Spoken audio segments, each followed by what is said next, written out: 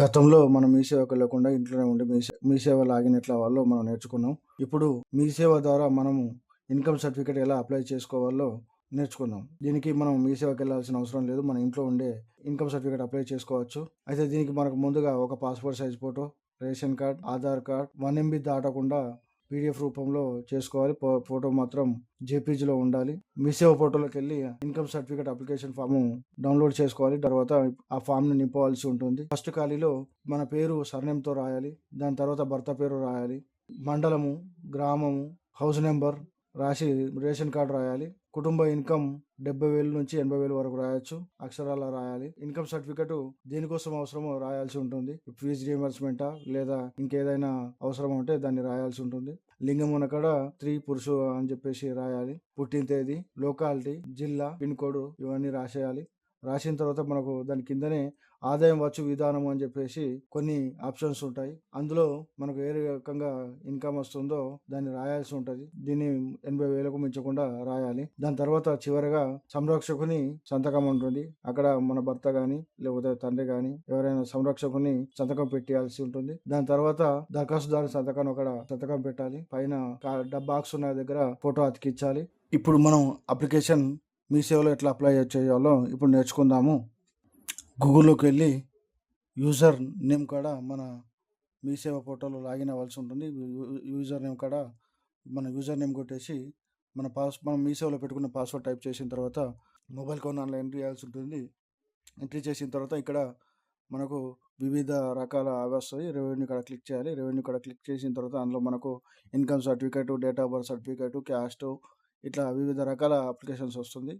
ఇందులో మనం income certificate select చేసుకోవాలి. సెలెక్ట్ చేసుకున్న తర్వాత ఫస్ట్ సైడు మనకు అప్లికేషన్ ఐడి నెంబర్ వస్తుంది. Right side Aadhaar number.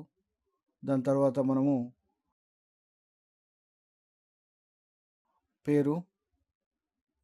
మన పేరు టైప్ చేయాలి సర్‌నేమ్‌తో. దాని తర్వాత హస్బెండ్ కానీ ఫాదర్ నేమ్ టైప్ చేయాలి.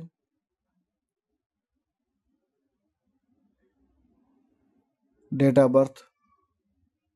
ఇక్కడ ముఖ్యంగా ఏంటంటే స్టార్లు ఉన్నాయి మాత్రం కంపల్సరీ ఫిలప్ చేయాల్సి ఉంటుంది. స్టార్ లేని ఆప్షనల్ కింద వదిలేయచ్చు. Mobile number, house number, district, mandal, village, pin code number type చేయాలి.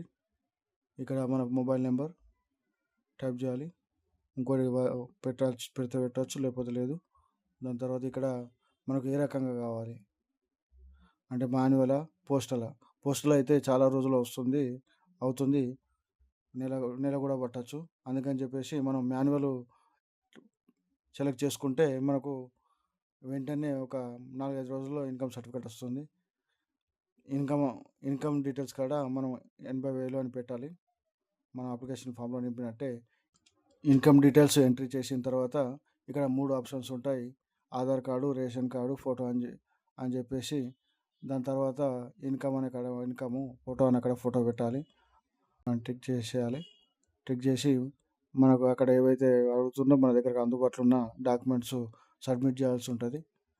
అప్లోడ్ చేసిన తర్వాత ఓకే అంటే మనకు మళ్ళీ ఒకసారి చెక్ చేసుకోవాలి. ఏమైనా తప్పులు కొట్టినామా అని చెప్పేసి. చెక్ చేసుకున్న తర్వాత ఇట్లా వస్తుంది. ఒకసారి క్రాస్ చెక్ చేసుకున్న తర్వాత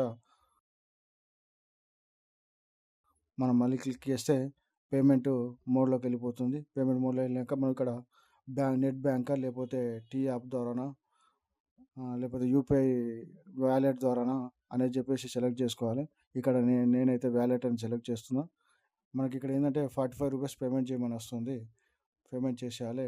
ఇలా కొడితే మనకు ఇక్కడ క్యూఆర్ కోడ్ వస్తుంది. మనం క్యూఆర్ కోడ్ ద్వారా పేమెంట్ చేసేయచ్చు. చేస్తే మనకు వారం లోపుడు ఇన్‌కమ్ సర్టిఫికేట్ మనకు వస్తుంది.